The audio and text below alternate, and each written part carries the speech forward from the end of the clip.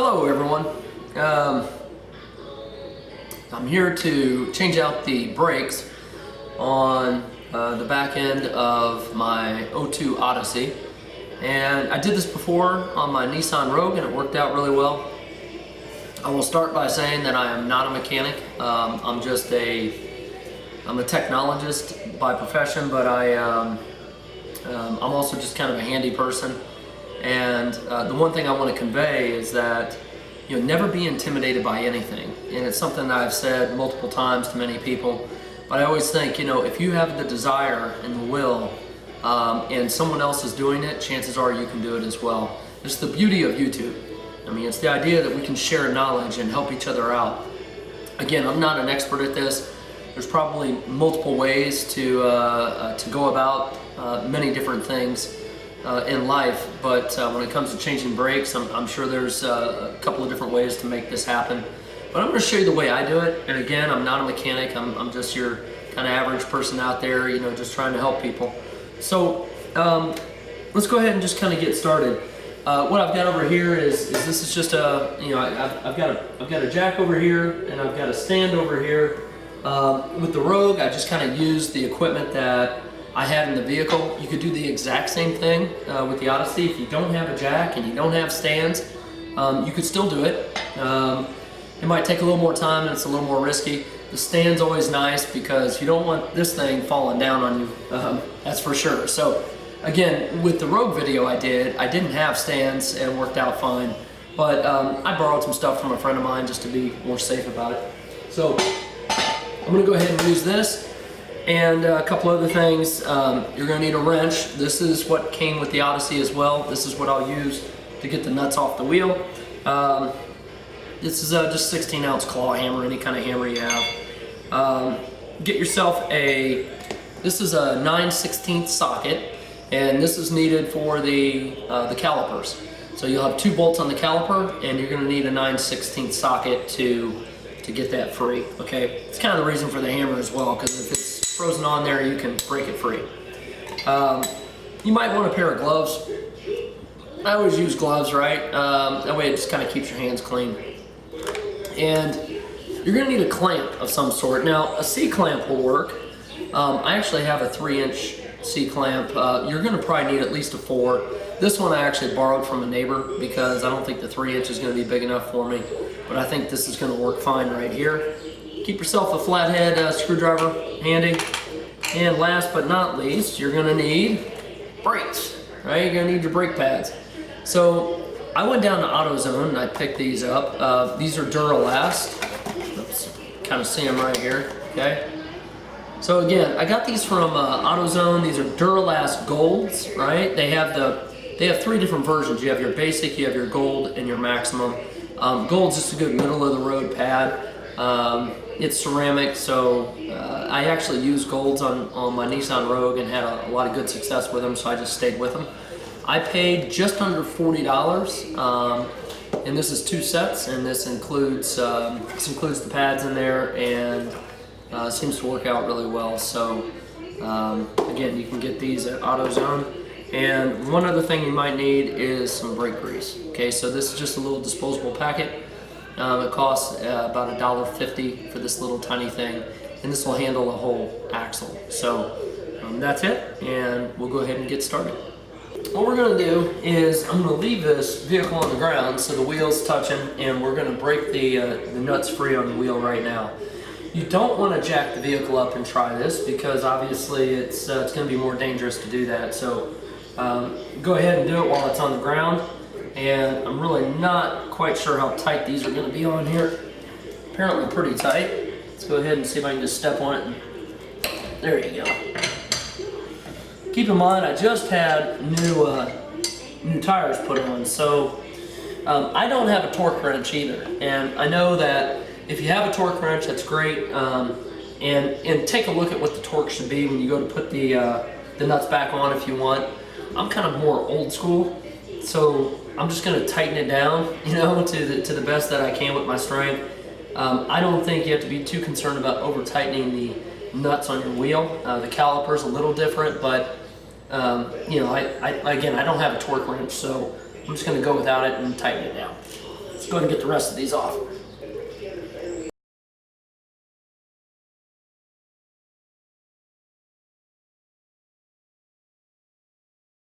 Now we're ready to jack this thing up and put our stand under it and get going. So let's go ahead and jack it up. One thing you want to know is on the back side of here, underneath you'll see a cutout.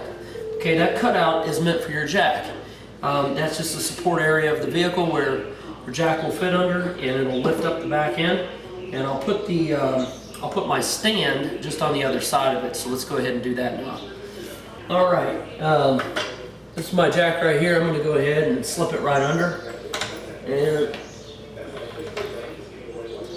it looks pretty good to me. I got my stand off to the side. I can't put my stand under there just yet till the vehicle gets up. So let's go ahead and jack this up.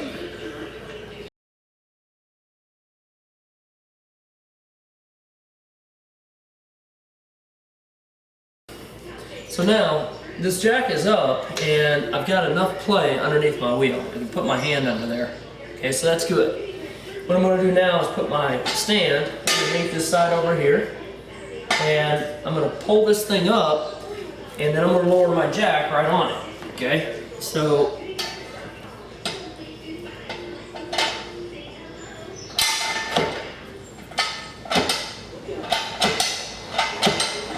yeah, I'm going to go ahead and take this up just a little bit more.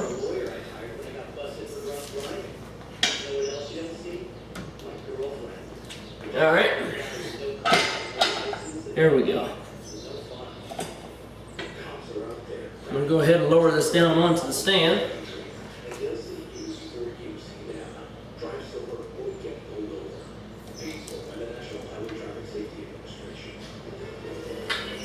All right, so now that is resting completely on the stand, okay? See it right here? Yeah, it looks solid. And I'm going to go ahead and instead of lowering my jack all the way, I'm going to go ahead and just pump it back up, and I'm not going to have it lift on the van. I'm just going to have it just lightly put on there, and the reason for that is it's a backup mechanism. So if my stand fails, this right here will pick back up on it. Okay, hopefully that shouldn't happen, but I feel a lot better about it. It's good safety precaution to take into consideration. Okay, so now let's go ahead and get on the wheel. Wheels up in the air. You can see it moving. And all I'm going to do right now is we're going to go ahead and take these nuts off.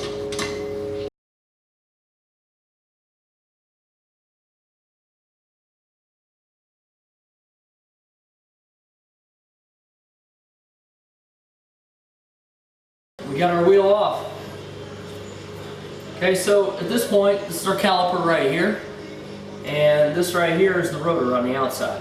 Okay, so we're going to do, next thing we're going to do is I'm going to reposition the camera and kind of give you a better look at the caliper.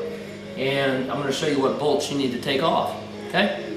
We have 2 bolts to loosen up to get this caliper off. We got one right here, and then the other bolt is going to be down here on the bottom. And it's going to be right there where my finger is, okay?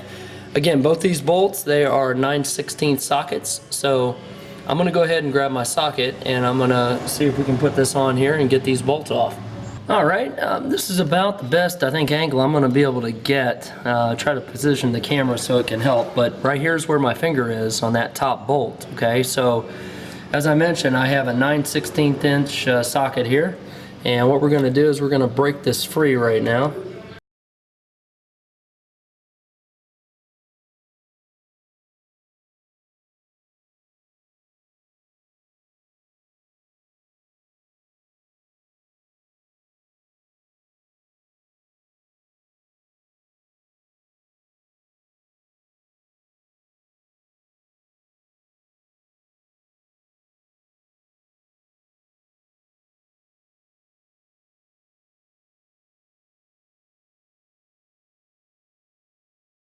And we're going to pull this caliper off.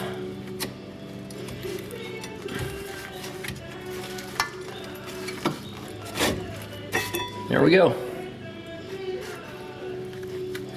Okay. All right, I've got the caliper off and tried to reposition the camera here so we can see it a little better.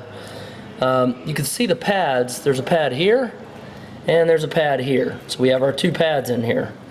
Okay, one thing to pay attention to is that right inside here on this side of it, okay, there's a piston that comes out, and I think you can kind of see it here on the video, but you'll see where it sticks out maybe 1/4 of an inch. And keep in mind that piston, it pushes in, right? I mean, that's how the brakes work. So over the course of time, this piston makes its way in, and as we go to put new pads on, we got to push that back in into its position. Okay, so that is where our clamp's going to come into place. There are probably a couple ways of doing that as well. You might be able to use a screwdriver, but I'm going to show you how I'm going to go about it with a clamp. Okay, so the first thing I want to do is I'm going to use my screwdriver, and I'm going to take off this outer pad. Okay, so all I'm doing is just a little light application here, and it'll push out. See that? And there's our pad right there. And I'm going to show you. You can tell that that's pretty well worn down, and I'll show you a new pad and kind of the comparison when we get there. So right now that leaves this one pad on the inside and our piston caught up inside there. Okay, so I'm going to use our clamp and I'm going to push that piston back in, and I'm going to see if you can really kind of get a better view of that. I think that kind of does it. You can kind of see where that piston's sticking out. Okay, so let me grab the clamp, and I'm going to see if I can reposition the camera and kind of give us a better angle of seeing how we use the clamp. So what I'm going to do is I'm going to grab my trusty clamp here, and again, you can use any kind of C-clamp, but I'm going to try to position this so that it's right over the pad and it's on the back side of my caliper. You can kind of see I'm just having a little tough time with that brake line, but there we go. Alright. It's a little awkward, but we'll make this happen, guys and gals, so you can see this. Alright, all I'm going to do is push in, and we're going to see that piston kind of make its way back in, and we should see the brake pad kind of make its way back in as well. It's slowly going. I know it's probably tough to see on video, but I'm just applying that. There it goes. I don't know if you guys could see that, but it pushed its way back in. I'm going to push one more time, and there we go. Now, the other thing you can do is we can try to push this all forward. Let's see here. There we go. I'm going to push it down one more time, just be sure we got it nice and tight. It looks good. I'm going to go ahead and release my clamp. Okay, I'm going to pull that off.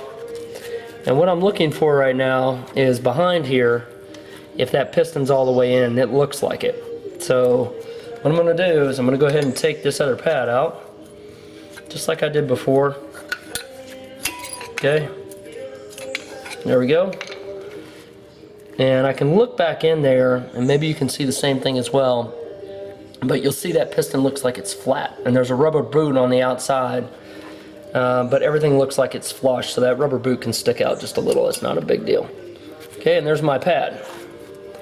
One thing I want to show you guys real quick is that right here, that's the wear indicator. See that? Got a little piece of metal sticking out. And you'll notice how thin that pad is. You can just tell by looking at it. And that metal, when that metal comes out above the pad like that, when you're driving around, it scrapes up against your rotor and it gives you that noise. So that's your wear indicator, just let you know your pad's running low. And I can tell by looking at the tip, if you can see that, it looks shiny, right? And that tells me it's been scraping, and that's the noise I've been hearing. So it's a good time to replace these pads. Alright, I was taking a look at the brake pads that I got from AutoZone, and they included these little clips. Now, when I've done pads before, I haven't really had to mess with these clips, but I saw them in here and I thought, yeah, we'll take a closer look. This van's got a good number of miles on it, and not knowing when these brakes were last replaced, I'm thinking it might not be a bad idea to go ahead and replace these clips. These clips are called abutment clips, and it's really just where the pad rests. Now, if you hear some clicking, some clacking, or you get some uneven wear on the pads, it's a good indicator to replace these. But again, these came with the pads, so I'm thinking I might as well just go ahead and replace them while I have this torn apart. So let's go ahead and touch on that real quick. When I look at the calipers, you'll see that the clips are right on this side. This might be a little tough to see here. And on this side up in here, okay? And when you get your caliper off, you'll probably be able to see that more clear. And I'm gonna go ahead and pull these out, and we'll go ahead and get these squared away. Okay, so what's the best way to get these things out? Screwdriver. Okay, so I'm just gonna put it up in here, and I'm gonna pop these things out. And this is probably gonna be a lot easier said than done. You're just gonna have to kind of finagle it. You see how I'm just kind of wedging that in. Now it seems to have broken free. Keeping in mind that these clips and these pads have been on here for however many years, so these things may be kind of tough. Seems to have broken free a little bit. Let's see. So all I'm going to do is I'm just trying to maneuver that out with my fingers, okay? And it's coming, but it's a little tight. These are the old ones, so I don't care to be like, you know, too ginger with them. But it's something to learn those. When you go to pull this out, you're thinking, how do I get the back side out? Okay, see that wiggling in back here? What I've discovered is that if you come up over the inside like this, and it's like a puzzle piece. See? It'll just fit its way right out just like that. Kind of like one of those trick puzzle pieces, right? Okay, we're gonna go ahead and try to get this clip back in here. And again, after taking the other one out, I'm just putting my new one back in. Kind of the same way I did it, same way I pulled the other one out. And this is going to be a lot easier said than done. But you just got to finagle this thing down in here. Here we go. And this isn't really something that you can just power in. You got to just kind of wiggle it and get it so it's in there.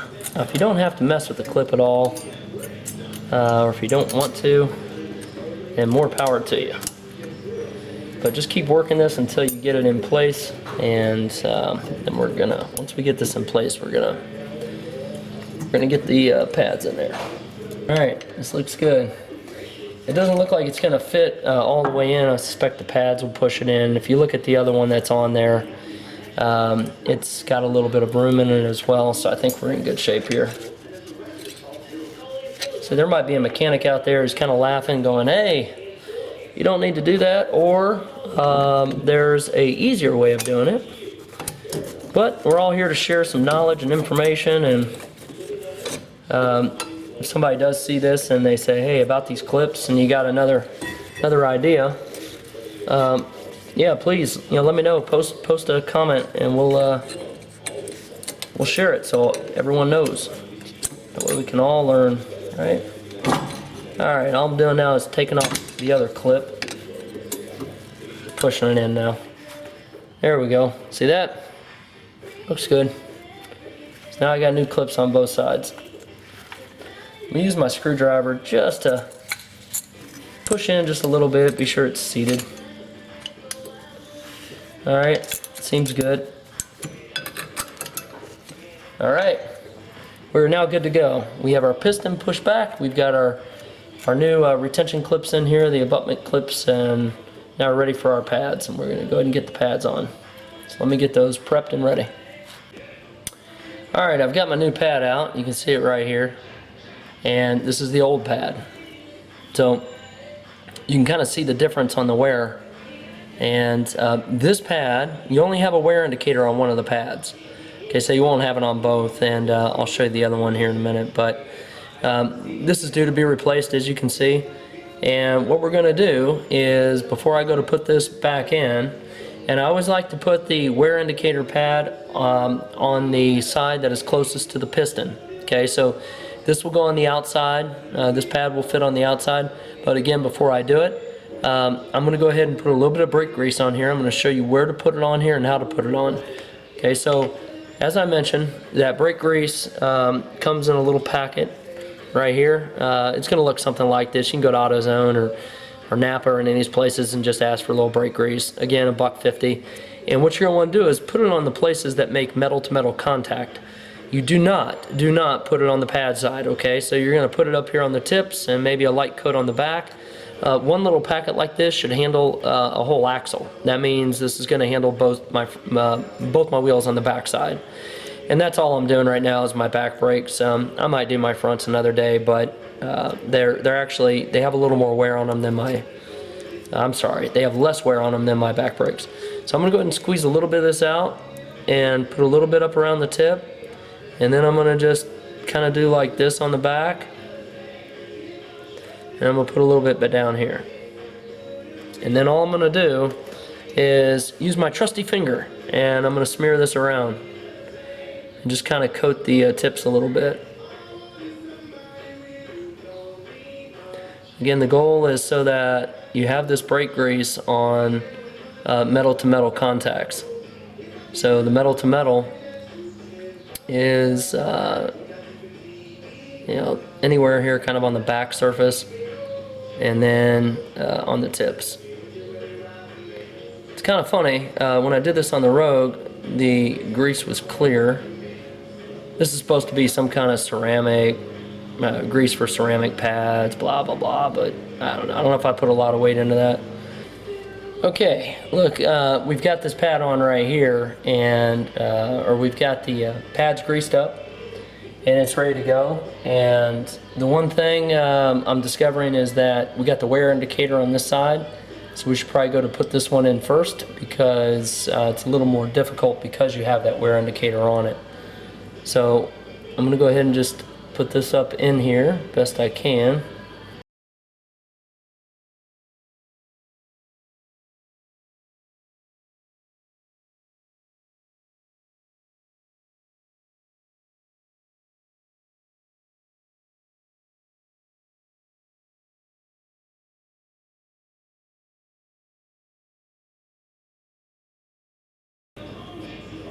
All right. We're going to go ahead and just put this back on.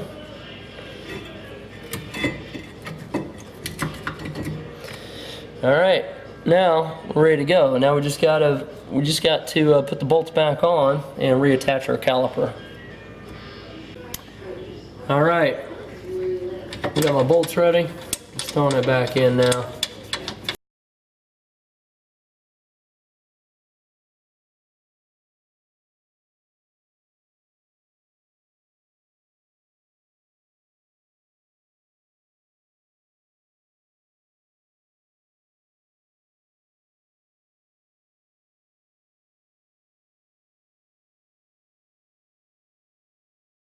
What'll happen is you kind of hear that. Well, part of this will be once you get in there and you pump these brakes, the piston and the caliper it'll readjust, and it's going to balance itself out on the rotor. All right, let's go ahead and get this wheel put back on here.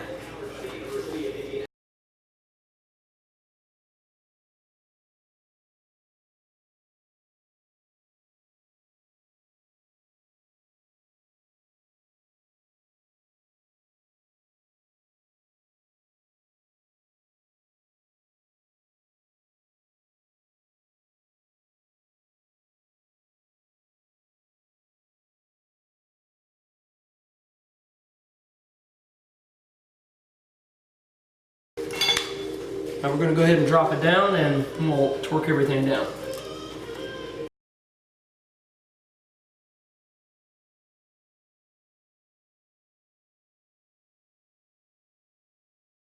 Alright, now that we're down, we're going to go ahead and torque this. Remember, we were talking about the star shape, so what you want to do is kind of tighten this up. And again, I don't have a torque wrench, so I'm just going to muscle it. But you can kind of see right there.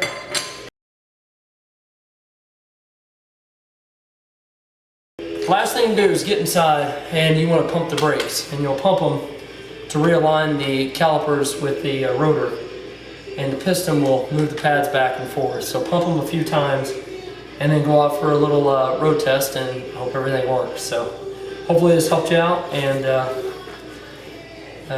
good luck.